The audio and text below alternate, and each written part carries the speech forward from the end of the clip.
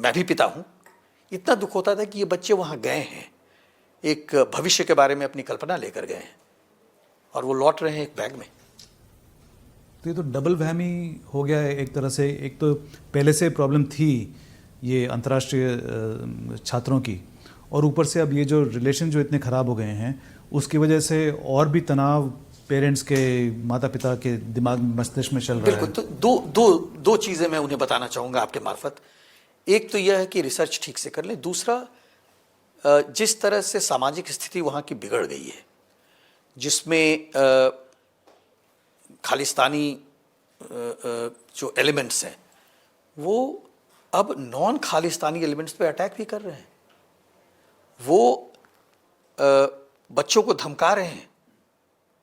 कई बच्चे, हमारे पंजाब के बच्चे वहाँ गए और उन्हें धमका कर कह रहे हैं कि उन्हें खालिस्तानी जो उनका गैंग है पूरा, उसको ज्वाइन करना होगा।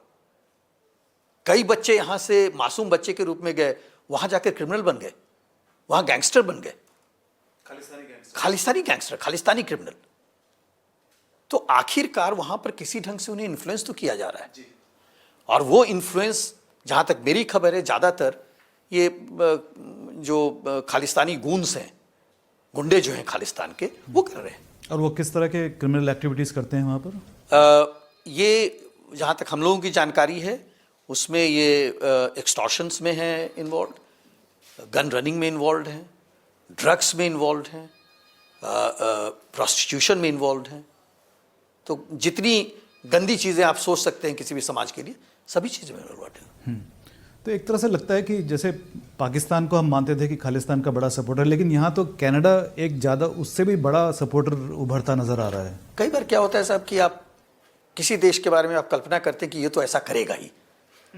कनाडा के बारे में ऐसी कल्पना हमारे लिए नहीं थी। लगता था कि ये एक गणतंत्र है, लगता था ये एक जनतंत्र है, तो इसलिए ये हमारे साथ है और हमारा दोस्त है, कॉमनवेल्थ में है। तो ये लगता था कि नहीं, इस तरह की बातें वहाँ पर नहीं होनी चाहिए और किसी भी सरकार को समझना चाहिए। और खास करके कनाडा में जहाँ पर कि खुद उनके पास एक सेपरेटिस्ट मूवमेंट है, अभी भी एग्जिस्ट करता है क्वेबेक में। तो मुझे, हम लोगों को ये लगता था हमेशा कि नहीं ये तो समझेंगे, लेकिन शायद हम लोग गलत हो गए।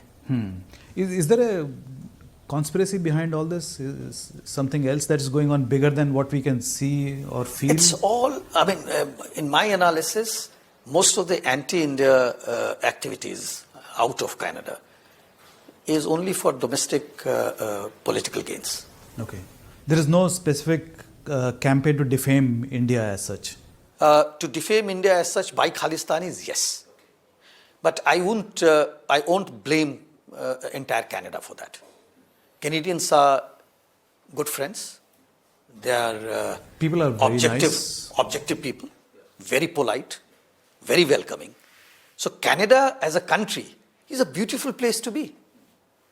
But I will not be able to say the same for the Khalistani terrorists and extremists out of Canada or their political backers.